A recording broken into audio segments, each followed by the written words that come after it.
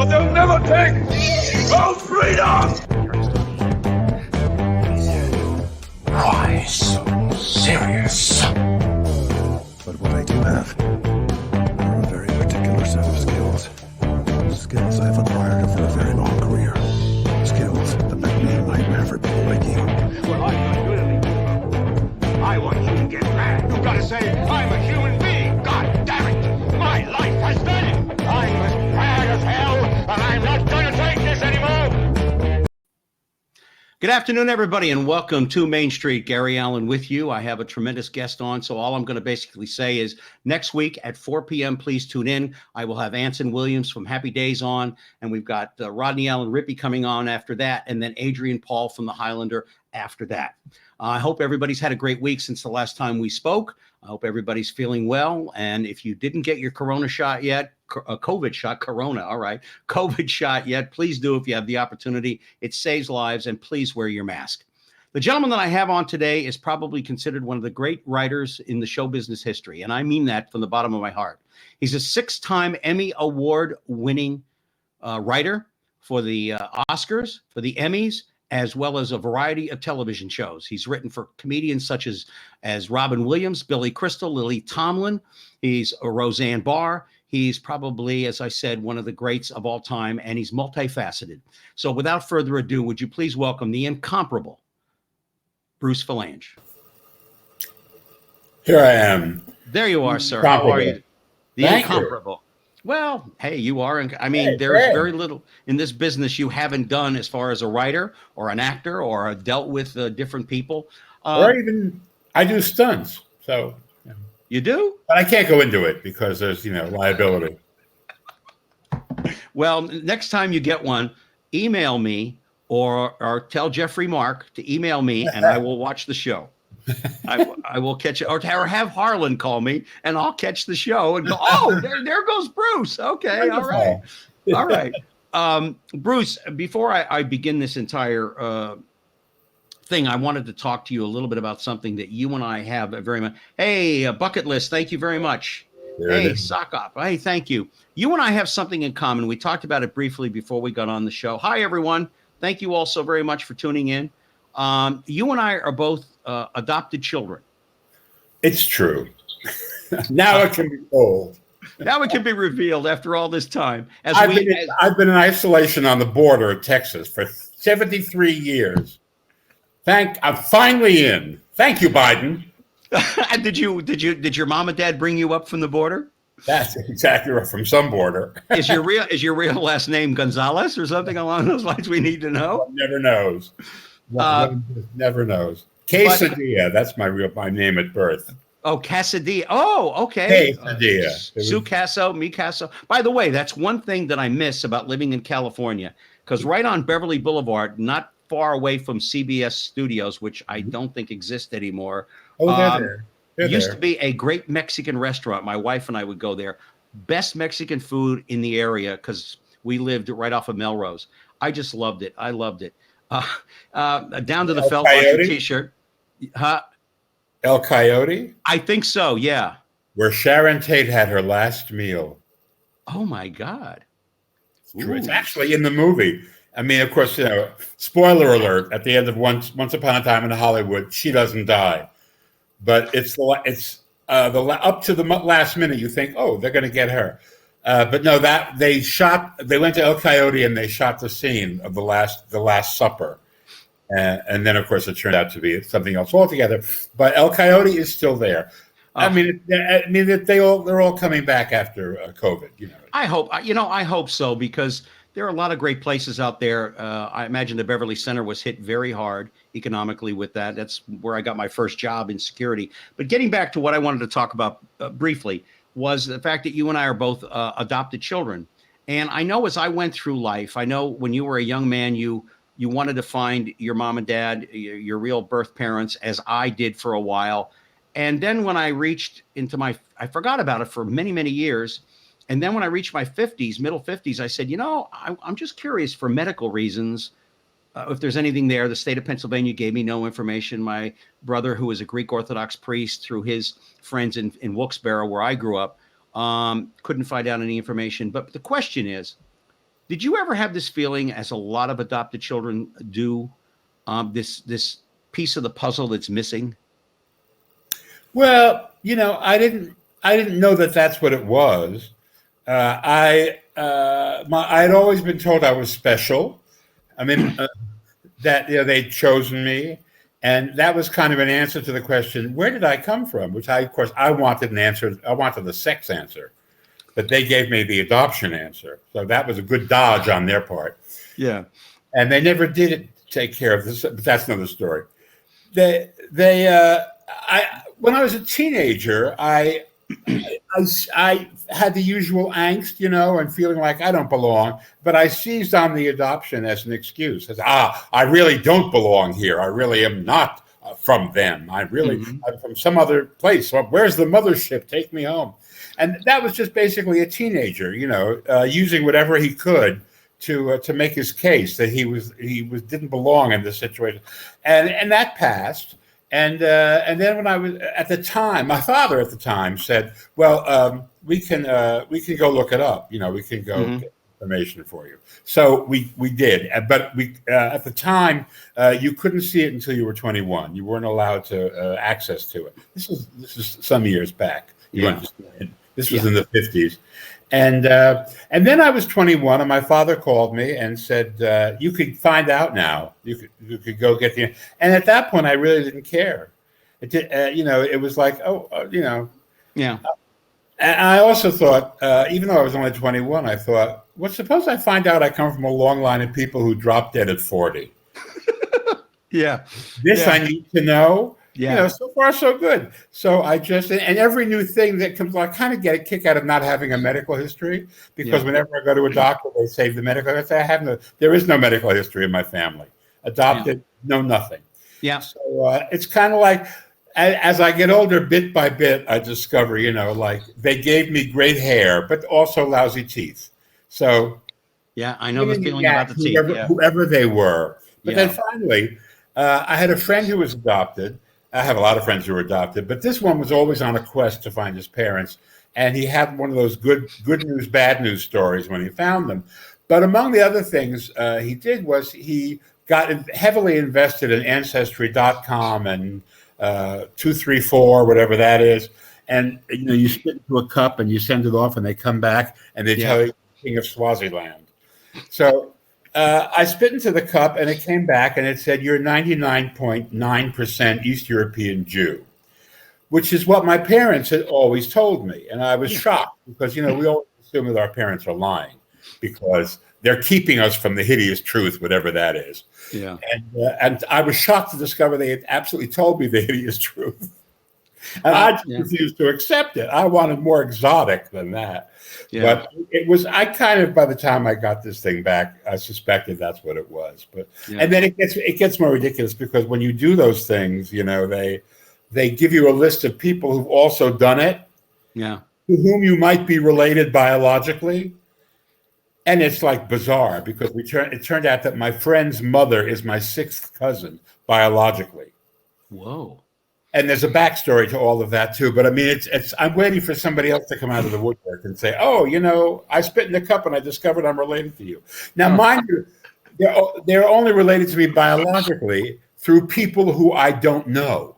Yes. Right? And I have no idea how to get. I mean, I figure that they've probably passed on by now. Yeah. And also, in my experience in show business, I have discovered that when you have any kind of success in show business, anybody who ever has any kind of connection to you comes back out of the Jurassic slime to hit you up for money.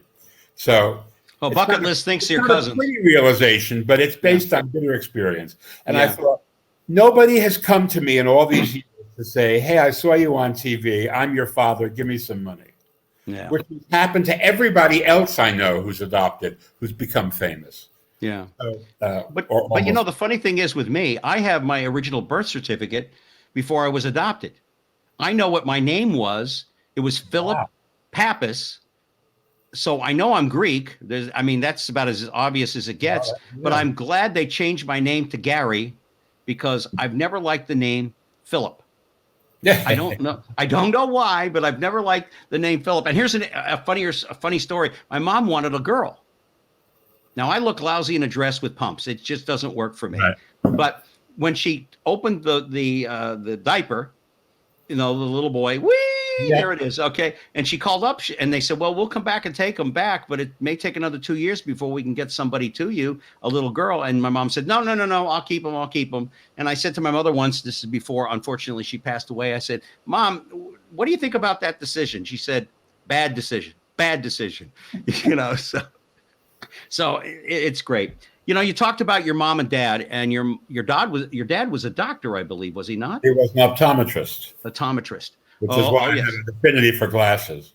Yes. The minute I found out I needed them, I worked in his office and I raided the back room looking for every kind of Dame Edna frame that I could find. Oh God! I was this 11-year-old kid with cat's eye glasses. I would have them in my prescription. Say, who are these for? I don't know. He'd see me walking around in them. As an optometrist son, do these look good on me? I mean, as an optometrist son, do these fit me on my face? Or? Yeah, they're fine. Yeah, exactly. I mean, they're hip and thin framed, and why not? I love yours because mine are like Harold Lloyd. They're like if Harold Lloyd had glasses made out of licorice. And if you don't know who Harold Lloyd was, oh God, he was a silent screen star, and you've probably seen the image of him hanging off a clock tower, dangling over the street. That was Harold Lloyd. He was in the Charlie Chaplin school of silent comics. Buster Keaton, Charlie Chaplin, and Harold Lloyd was number 3. And he always wore these kinds of horn rims for the glasses. And there's an outfit out here that does props, and they find period frames and period furniture and stuff for movies and television. And they have a line of glasses they called old focals. And they're patterns of old glasses. They're on oldfocals.com. Expensive? And I found them there. Of course, they couldn't imagine anybody would want these for real. They make these for sunglasses, basically. But I said, no, I want. No. I'm brave. You and Sally Jesse Raphael. Well, she was the original red glass wearer, and when I was on Hollywood Squares, she would be on occasionally, and we would joke about it. And then she stopped, and I continued. So, thank you, Sally. We had the same lawyer for years. And I really want to see her file because she had some doozies on that show. Years of talk shows. So. Oh, absolutely. Your mom was a stay-at-home mom at the time. Back in those days, most mothers were housewives. But she was also a major influence on you because you showed some inclination heading towards the theatrical world, and she enrolled you in the Lane Bryant Charm School Academy, and you were a model too. No, but there was no Lane Bryant Charm School. I don't know where that came from. Well, she was a showgirl monkey. She never got to she did charity shows. She wanted to be a singer dancer.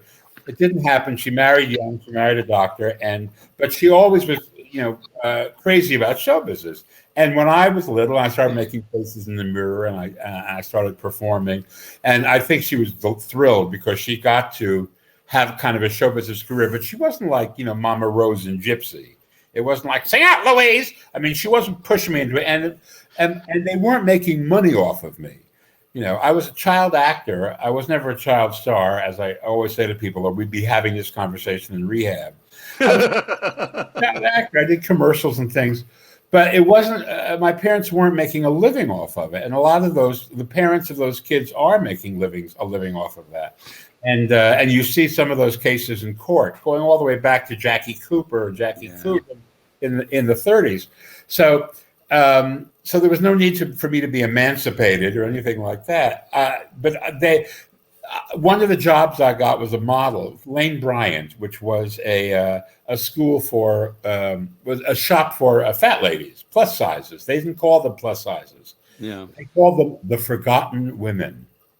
In fact, there was a store out here in Beverly Hills called the Forgotten Women, which was where all the really rich fat ladies went to get those stuff, and they made a killing.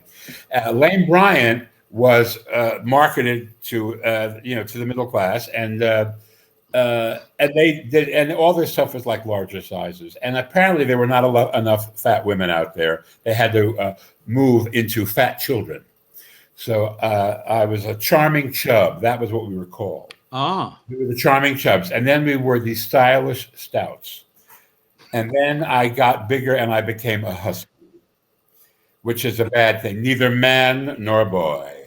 Husky. And they didn't feature husky at Lane Bryant. So I moved out of that category, and I didn't say husky for long. I was already getting man sizes at that point.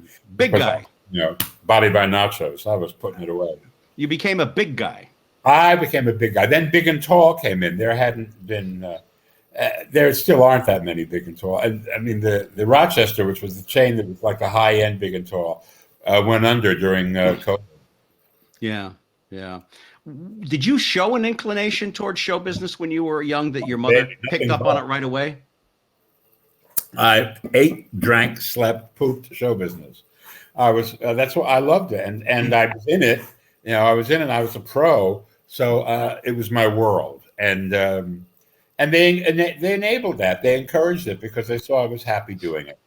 But they also just wanted me to have something that they called something to fall back on. And when I started writing, and I was writing about my experiences in show business, because I didn't get cast a lot as I got older, because I was up against people who were the right age for the part. I was a kid who had a deep voice and was big, and so I wouldn't get cast, and so I'd write. And they said, well, you could probably write. You could write for newspapers, because newspapers will never go away. Yeah. Who knew? Yeah. Who saw the future? Yeah. So I had a journalism and a theater major when I went to college. You're listening to Main Street, Gary Allen. You're listening to Main Street. I'm Gary Allen. Bruce Vilanch is my guest. We're talking about show business and the amazing career that this man has had. If you go on over to twitch.tv/drinks, jokes, capital N storytelling, you can watch us. You can tune in. You can ask Bruce some questions. Please do. And I'm glad you're enjoying the show so far by everybody's comments. And we're certainly happy to have Mr. Bruce Vilanch on with us. When you were at Ohio State, was that when you started writing for the Chicago Tribune, or was it afterwards? It was after. But while I was at Ohio State, I wrote for the Miami Herald. And Detroit Free Press. They were two newspapers owned by the Knight family. And I interned there. And then I went to Chicago after I left college. When I graduated college with my 2 degrees, I went to Chicago and began writing for the Trib. And I was doing feature writing, the kind of thing that I was doing that in Miami. And Larry King was the columnist at the Herald at the time. Yes, he was. And I was actually, they started Tropic Magazine. Mm-hmm. And I was one of the first writers on Tropic Magazine and did a lot of stuff for Tropic, which I don't know if they still publish Tropic, because I haven't actually seen a Miami Herald physically. I've only seen it online recently. I don't think it was Sunday like parade, but it was local, and it was in those days. This was like 1968. No newspapers were in color. The Herald was one of the first to be in color because Miami is so colorful. And so they would run color photos on page 1, and they would have Sunday Color magazine, and it was all full of, it was called Tropic. So it was all full of stuff that was South Florida, Miami, very glamorous palm trees. Right. Pina colada, the works. Well, you don't know this either, as I've discovered. As I said before we got on the air, you and I have a lot in common. I interned when I was at the University of Miami for Larry for a while. And then I went to work for him at WIOD as sort of a quasi-producer kind of a thing. And I learned a lot from him about what I do now and how to go about it and stuff. And when I lived in LA, I would see him at Cantor's all the time. Yeah, me too. I mean, I've known him since then, and we kept up. He was very kind, very generous. I was on the show a bunch of times, and I would run into him. His last hangout was a place called Craig's. Which is, you used to see it a lot on TV because the paparazzi would stake it out, and you'd see people coming and going from Craig's, and he was a regular there. And Craig was a guy who had been the head waiter at Dan Tana's, which was another real old school Hollywood restaurant. Yep. Where anytime you walked in, you'd see Tony Martin and Sid Charisse having pizza. That my kind of old school. Yeah, absolutely. Well, hey, listen, when Tubby and I traveled around the country, I mean, we went to dinner one time in New York, and who were we having dinner with? Little did I know, was Lauren Bacall and oh God, who was it that she was with at the time? Was it Red Cards, or was this after that? I think it was after that, but it was, but she was there, Harry and then Guardino. He had a thing with him. I think it was Harry Gardino. I'm not 100%.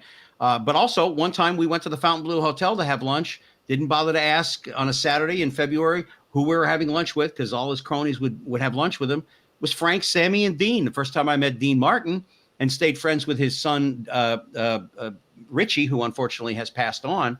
But yeah, I mean, I was always surrounded by the business. By the way, Tubby was asked to do Tropic Magazine as the centerfold, the very first and only centerfold, and they eventually said that they couldn't do it because the spread wasn't big enough to cover him. He was 385 pounds. I mean, he was large big. one, Tubby Boots. Yes, he was. Tubby was a large one. I'm slim by comparison. Yeah, Tubby. I'm sitting in a chair with no pants because it's COVID, and if I don't stand up and do Jeffrey Tubin, I'm okay. But much larger than I am. I'm actually rather sylph-like right now. Oh, when, and then you were still living in New York while you were writing all of this, right? No, I was in Chicago. Where? I've been in college. Where in Chicago? Yeah, I lived in Chicago for 9 years. Mostly, I was in Old Town. Okay. I was at Wells and North, next to Second City. First, I was in this dilapidated, huge Victorian thing on top of a delicatessen, right next to Second City, Piper's Alley, it was called. And then that's where I stayed. Early on, I was on Goethe Street, they call it. It's Goethe, but they pronounce it Goethe, which is the street the Ambassador Hotel is on. I was on the Lakeshore Drive right there, half a block in. But it was very Tony. I didn't realize I was like on the Upper East Side of Chicago, and I was a hippie in those days. So I gravitated to Old Town, which at the time was segueing from beatniks to hippies. And did you hang out at the Second City at the time? Yeah, well, Second City was next door, and the Earl of Old Town, which was folk music, was across the street. Mm-hmm. So yeah, I hung out a lot with those guys, with those people, and it was all. They all became SNL. It was the Belushi brothers, the Murray brothers, Gilda, John Candy. A lot of them came down from the club in Toronto, the Second City. The Canadians came down, Gene Levy and Dan Aykroyd. And then across the street was John Goodman and John Prine and Steve Goodman and Bonnie Kolak and the folk crowd. And then later, after I had left, when John and Dan were big TV stars, they came back and they made the Blues Brothers. And they bought the back of the Earl of Old Town and turned it into the Blues Bar, which became a hangout for everybody who was coming through town. But I was gone. I was long gone by then. Yeah, I came back as a visiting fireman. Yeah. I went to the Blues Bar and said, "Oh, my neighborhood. What's become of my neighborhood?" Yeah, I've gone back and I've gone back to my neighborhood and many times in Chicago. Of course, I lived right on Michigan Avenue, and because I worked for the Attorney General, my wife worked for J. Walter Thompson, so we both made pretty good money. So, and back then, the apartment was only $900 a month. Now it's $3,200, $3,500 a month for a one-bedroom. Michigan Avenue, like around in the Loop. Yeah, we were at 535 North Michigan. Oh, so you were across the river. The Trib was like 400 something. Yeah, we were just down the road from it. I would walk. I know that building. Yeah. It was one of the oldest buildings. Ronald Reagan's, Nancy Reagan grew up in that building. I had some people from the Trib lived in that building. Oh, that's right. Yeah, Nancy Loyal Davis lived in that building. That's right. Yeah, absolutely. At what point did you go back to New York? Well, I never. I mean, my family was in Jersey, so I would go back and forth to New York all the time. Mm-hmm. I didn't go back to live in New York. I mean, I lived a year in New York when I was doing Hairspray, the musical on Broadway, but I never actually lived in New York. I would go back there for whatever was if there was a project that took a few months. I did a one-man show off Broadway, so I took an apartment in the Village. But I was never actually a resident of New York. I was always living someplace else. L.A. Since 1975, basically, I've lived in L.A. Yeah. You're listening to Main Street. I'm Gary Allen. My guest is Bruce Vilanch. Thank you all for tuning in. Go on over to twitch.tv/drunks.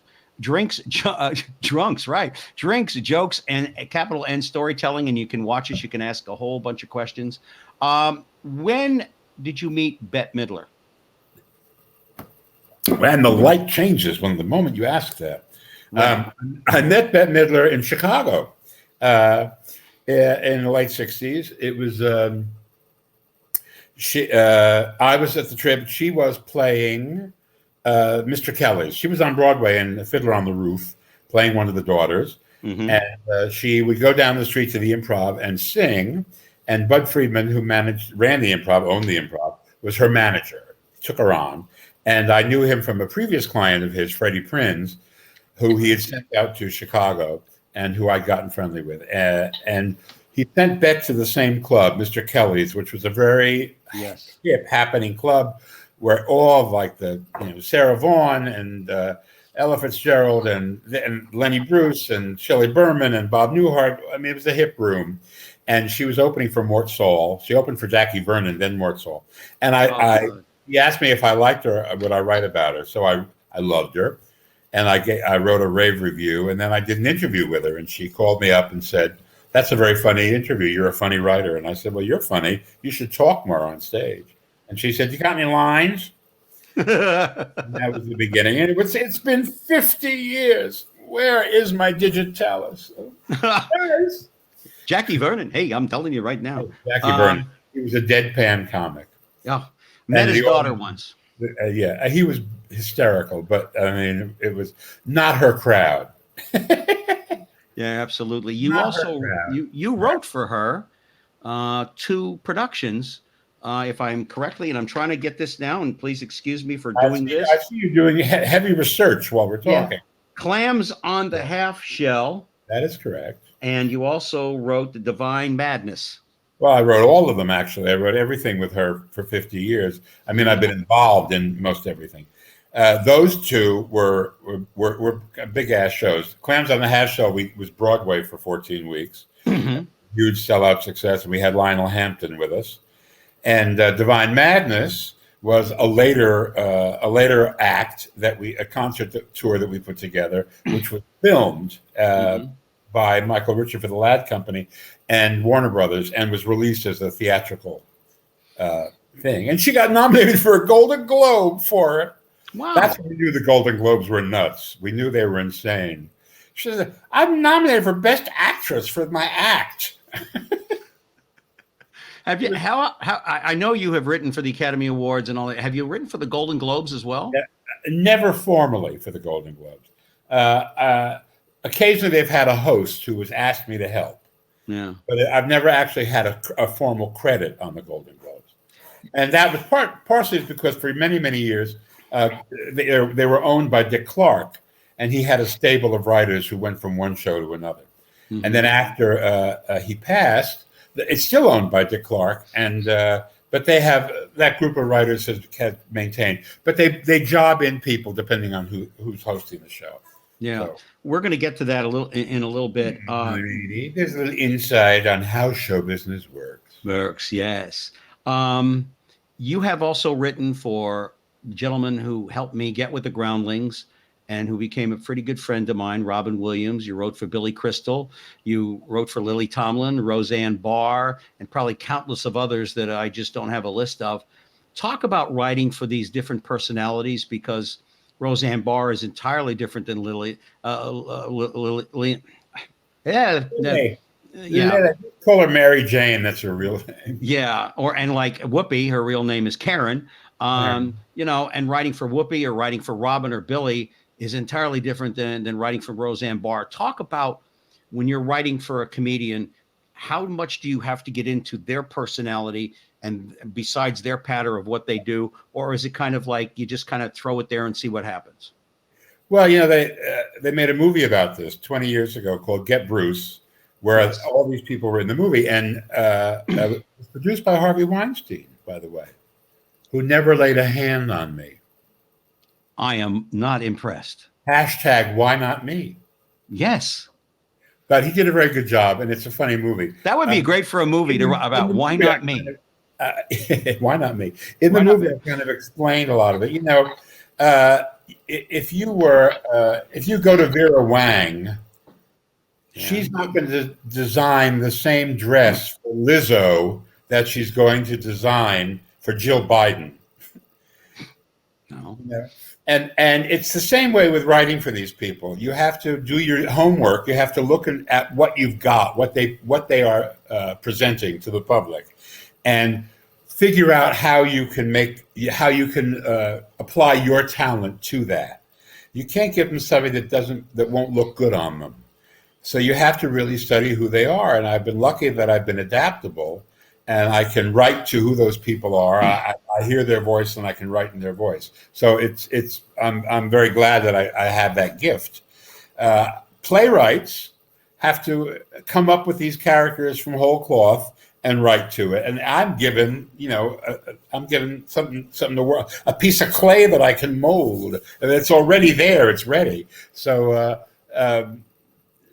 that's what you do. That's how you use it. And also, a lot of the things I'm writing for are very site specific. They may not have a terrible shelf life, because if somebody's coming on an award show or presenting something, you have to write to the task at hand. So often that's the kind of writing that I've done for them. But Billy, Robin, Whoopi, and Bette, I wrote for all different kinds of things for them. But in essence, that it was the same kind of thing. I guess it was kind of lucky. I mean, there are some people who write. Well, there used to be people who would just write for a certain, like Bob Hope had people who really only wrote for him because they got him. But he would job it in. I wrote for him for a while, off and on too. So I've written for a lot of people who are dead now. He is Bruce Vilanch. You're listening to Main Street. I hope you're having a good time. Please go on over to twitch.tv/drinks, jokes, and capital N storytelling. You can ask Bruce any question you want. I know people are watching because they're commenting. They are. Were you doing Hollywood Squares with Whoopi prior? What? Wait a minute. Put that back up again, Tom. What was your first big break? My first big break was Bette Midler. She happened while I was working with her, and people began calling to say, "You're the guy who writes for Bette Midler, and I want you to write for me." And then I was still in Chicago, and I was meeting a lot of people who came through town doing television, doing nightclubs and concerts, and I met Lily Tomlin that way, and George Carlin, and Richard Pryor, and David Steinberg, and a lot of people who started with Bette branched out. Her piano player was Barry Manilow. Yes. The backup singer was Melissa Manchester. The offstage backup singer who weighed 400 pounds and wouldn't come on stage was Luther Vandross. And they all went on to other things. Bette's first opening act in L.A. was Peter Allen, who had just married to Liza Minnelli at the time, and so I met them. I didn't write for Liza until Fred Ebb passed away, who was her writer. But so a lot of that began happening, and I moved out to L.A. because there was an act, Manhattan Transfer, was an act that Bette's dresser's brother had started. And we put together, and she had gotten him a record deal and management, and we got a television series, a summer replacement show. So I came out here to do that, and I just never went back. Yeah, are they still together? Or they are still together. Well, they are. It's 50 years. They have celebrated their 50th anniversary. Mm-hmm. They are doing a documentary about it that they're shooting right now, and they are still together, except. Well, it's hard. One of them is the originator, Tim Hauser, has died. He passed a few years ago, and so he's been replaced. And the original Laurel Massey left 45 years ago, and Cheryl Benteen has been in that place. They still call her the new girl. Let's see what the new girl thinks. Yeah. And Janice Siegel and Alan Paul are still. So essentially, it is the Manhattan Transfer, and they're just a great jazz act. I mean, I've never seen anything like it. They cover every kind of music. You hand them something, and they do it, and it's brilliant. I mean, their appreciation of the music is so strong that nobody says, "Oh, that's cultural appropriation." No, they just say that's jazz. But that's someone who loves the art that they're doing, You know, it's like my favorite singer, one of my favorite singers of all time is Tony Bennett. And I've had the pleasure of working with him on a couple of occasions, thanks to his son, Danny. But when you really love what you're doing, and you want to be able to move left, right, that's what you learn. That's why I went to the Groundlings, to learn to go left, right, whichever direction I need to go. You brought up Melissa Manchester. She's going to be on this show April 30th. Oh, cool. Yeah, and I'm really looking forward to that. We're talking to Bruce Vilanch, one of the top writers in Hollywood, and he's been that for many, many years. I want to get to the Oscars. You started out as a member of the staff, and then lately you have been the head writer. Talk about writing for those shows, although you mentioned writing for different comedians, but as you said, it's got to be topical and it's got to be on point, and then it's gone after it's done. It's a throwaway, basically. But how difficult is it? And do you start out 6 months, 7 months before the awards, getting ideas of who's going to be there, etc.? Well, we used to start out longer because they used to give honorary awards on the air, and some years ago they realized that was adding 45 minutes to the show, so they had to make it a little bit shorter. Yeah. So they moved those to a separate party, which turned out to be another revenue stream, the Governor's Awards, and they shoot it, and then they put like a 3-minute excerpt of it onto the broadcast. Otherwise, you would generally once the host was in place, you would start working with the host to see what the host wanted to do. And then the years, I mean, the first show I did had no host, and that was the famous Rob Lowe Snow White show. Oh yes. And the following, which was so disastrous, except in ratings wise, it was a huge hit. The following year, Billy Crystal came in and hosted, and that was the beginning of the reign of all of that. But yeah, you start around October, and in a normal year, which of course this isn't, you start messing around with ideas and what's going to happen. But truly, nothing can be written for real until the nominations are announced, because then you know what you're dealing with. And it's kind of futile to play around with stuff that you discover is not going to be nominated, will just kind of be overlooked.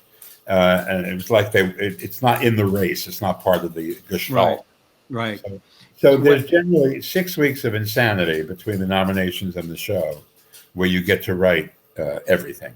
Do you get the agents or the press people, their PR people, calling you up and saying, "Oh, don't say this, or don't do this, or don't do that"? Always. She won't do this, she won't do that, or don't mention, or yeah. Everybody. I mean, and if you write it and send it to them, you get opinions from people you never. I once had, this is the God's honest truth, Goldie Hawn's yoga instructor called me up and said, she left the script at the studio and I read it. She's not going to do that. What? Yeah. So I said, I'm sorry. You serious? I can't talk. I have her pet psychiatrist on the other line. I can't talk. Oh, God. Everybody has an opinion. And I told Goldie that, and she screamed with laughter. I mean, she just said, yeah, that's him. Oh, God. Everybody's a Buninsky, aren't they? Everybody has something to say. Well, when you consider on the Oscars, stuff that you say on the Oscars stays with you for a very long time. I mean, Letterman is still joking in retirement with Uma and Oprah. Yes. And, Sally Field finally monetized "You Like Me, You Really Like Me." She made it a Visa commercial. Yeah. So, I mean, these things tend to stay. Something that you would say on the Jimmy Fallon show, and although nowadays anything you say, look at Sharon Osbourne, look what's happening with her. I mean, you make what you think is an innocent remark, and you have to negotiate your way out of it, because the internet is narcissism central, and nobody has a filter, and everybody gets to write their first draft and not change it, not think about it. The best advice I ever give people nowadays is, wherever you go, make sure you be careful what you say, what you do. Everybody's got a camera now, and everybody has a way to get to the local news station or to wherever. And if you are a celebrity, I'm not, so nobody cares what I think, but it's out there. Bruce Vilanch just can't go out and pontificate on whatever. And somebody's going to get it. Somebody's going to put it out there, and then they're going to go, "Oh, Bruce Vilanch, yes, yes."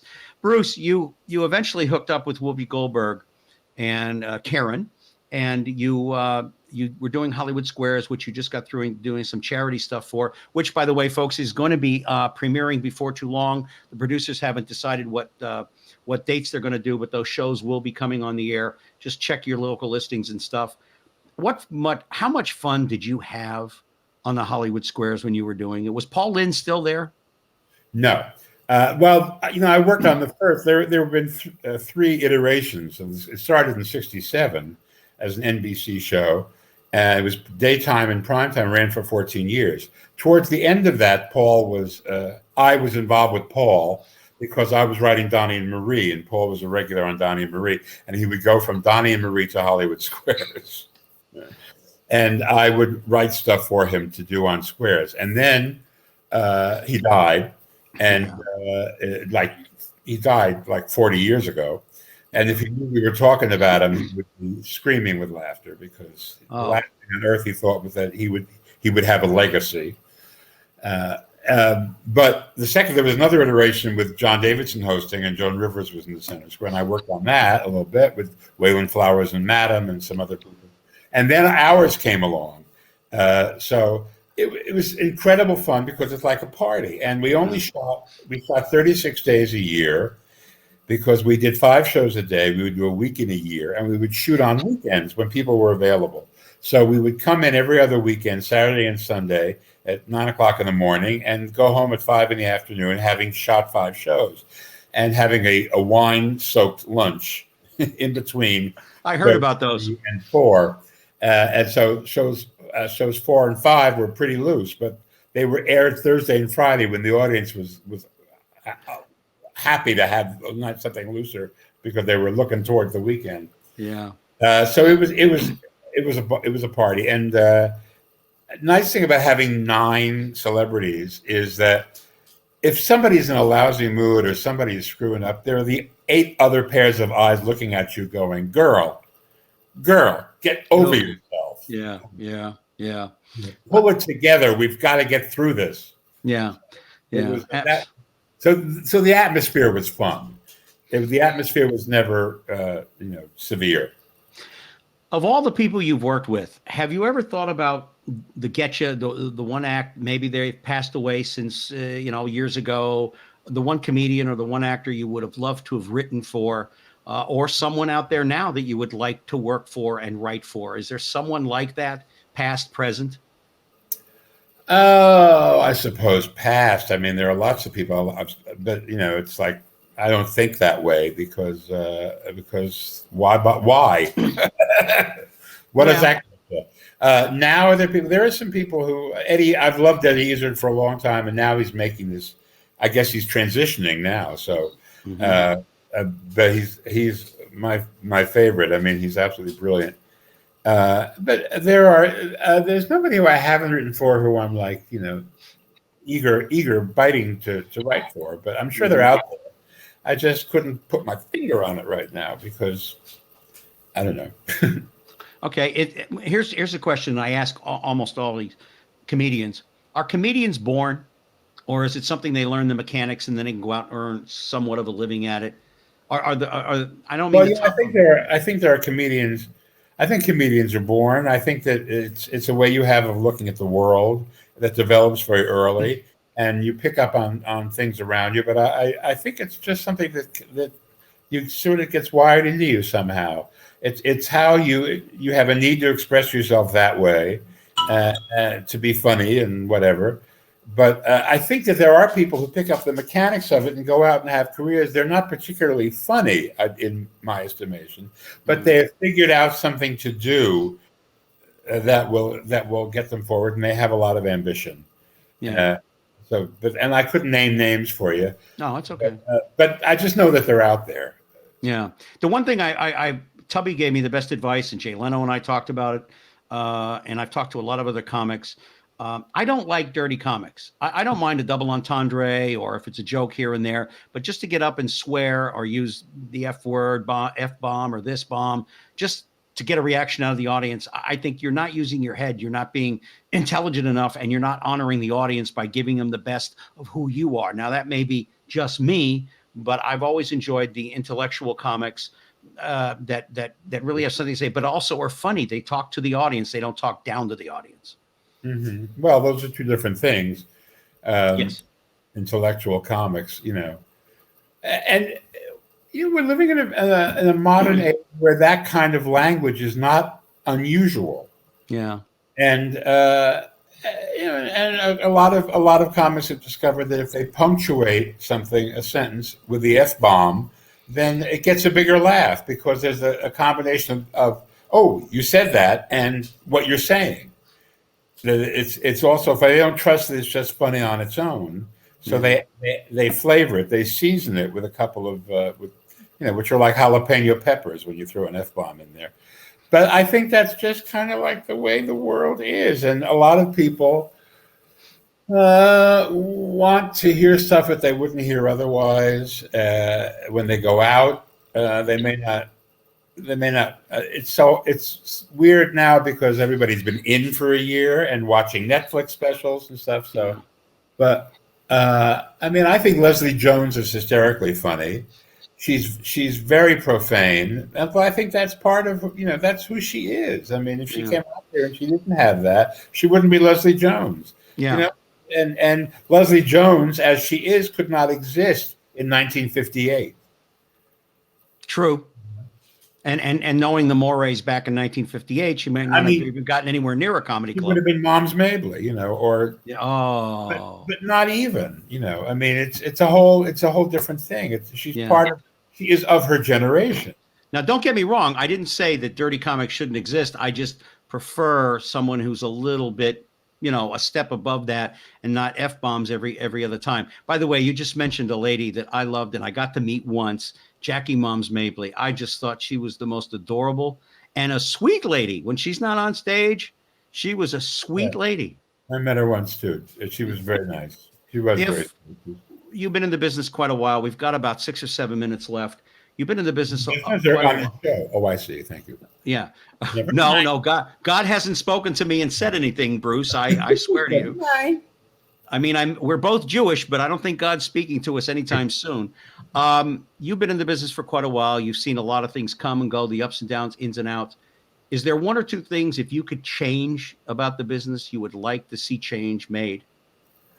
Well, I mean, you'd be crazy not to notice what's been going on. I mean, I guess in the business that every voice needs to be heard and needs to be respected, and I would like to see all of this kind of even out, where people aren't at each other's throats constantly, and I would like the due process returned, and the idea that everybody isn't always telling the truth. But other than that, I mean, other than all the gigantic social upheaval that's happening without you and without me, if we, it's going to happen anyway. I would, I guess that would be the thing, because the business isn't going to change. You still tell stories and entertain people, but it's just how things are done that's going to change. Yeah. It's sad that we build up our people that we like, comedians, actors, and then as soon as they get to a certain part, have you ever been starstruck? Repeatedly. I was hit over the head several times. Now I've been Katharine Hepburn. She fetched me a pit slap. I'll never forget. Was it a baseball bat? That was it. I was. I always am starstruck when I see somebody who's a genuine legend. But I've been a pro since I was a kid. So it's hard to be that starstruck because I know we're all just working. But when you see people who have a legendary persona, I mean, there is a moment where you kind of go, "Oh my God, that's Bette Davis," and then you kind of realize, in order to have any kind of rapport with her, you have to let go of that and just treat her like a human being. And then a lot of times you discover that what you really wanted was not Bette Davis, but Margot Channing from All About Eve. That Bette Davis that you're meeting is later on, and she's not quite that character. She's her own character. Now, I had fun with her, and we knew each other off and on over the years, but, it was, they're never exactly as you picture them. Yeah. Right? How could they be? It's like Cary Grant said, there's no Cary Grant. We made him up. I'm playing Cary Grant. Mm-hmm. Yeah. Absolutely. Archie Leach. When did you go? This is my producer, Tom, asking, when did you go from being a fan to now you're in the business and the fandom, or does that, I don't think that ever disappears. I never stopped being a fan, and I was always in the business. So I was never an amateur anything. I kind of got thrown into professionalism early. So I never had that worry. Yeah. When we talk about Bruce Vilanch, from the little boy that grew up in New Jersey and went to Ohio State, wrote for Bette Midler, 2 shows, 6 awards, Academy Awards.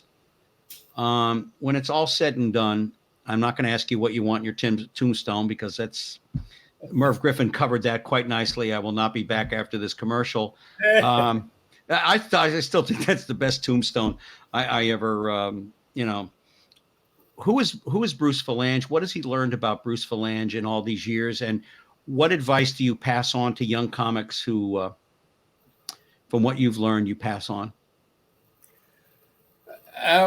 Be funny. That's number one, because a lot of people think they're comics and they're not. Be funny. And have a point of view, and be prepared to give a lot away before you make any money. And just always be prepared. Just what the old thing, the luck is preparation meets opportunity. Yeah. So it's just always be ready, because you never know, somebody may fire a starting gun, and you have to be there. You have to show up. And who is Bruce Vilanch through all these years? Who has he become, and from where he was?